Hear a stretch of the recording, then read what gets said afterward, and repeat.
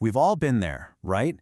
You're just going about your day, and suddenly, you're on the receiving end of someone else's anger. It's tense, it's uncomfortable, and honestly, our first instinct usually just makes things worse. So today, we're going to talk about how to break that cycle. We're going to explore a really powerful way to handle these moments and maybe even turn that conflict into a real connection.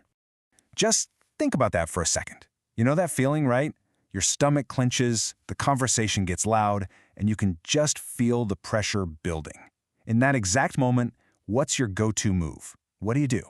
Well, if you're like most of us, your instincts are probably screaming at you to do one of these things. Defend yourself, blame them back, justify what you did, or, just launch a full-on counterattack. And what's the end result? Yep, things escalate, you feel more disconnected, everyone gets frustrated, and you solve absolutely nothing.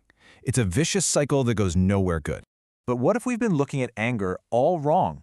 See, the key to breaking out of that loop is to completely shift how we understand what's really going on when someone gets angry at us.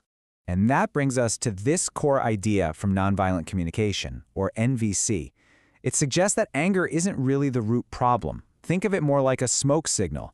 It's a tragic and, let's be honest, often clumsy way of saying, hey, I have a really important need over here that isn't being met.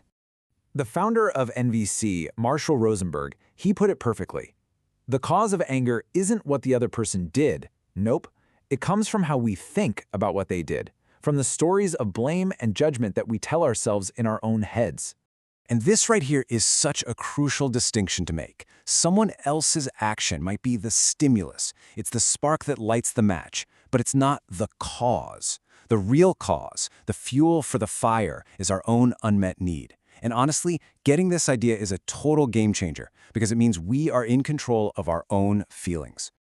Okay, so someone's coming at you, they're yelling, you get it now, their anger is about some unmet need. But what do you actually do in that moment?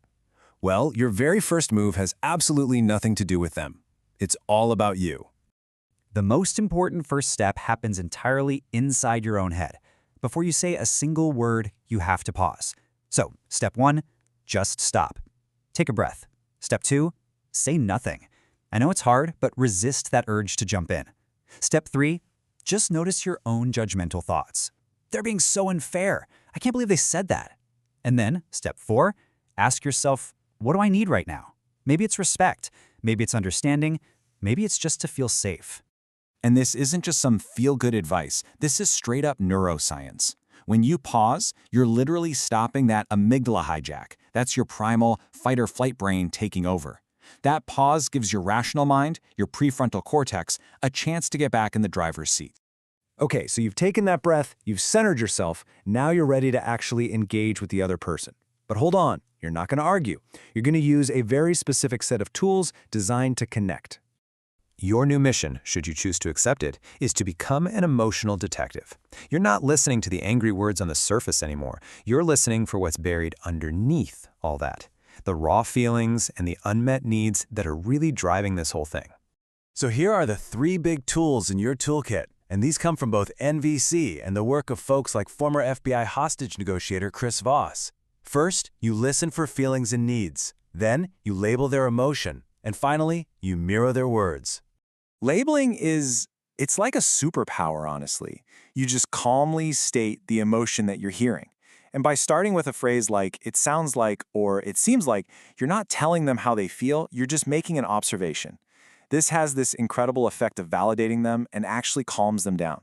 And then there's mirroring, which sounds almost too simple to work, but trust me, it does.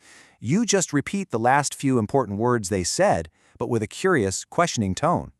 It does 2 amazing things at once. It proves you're listening, and it gets them to keep talking and explain more about what's really going on.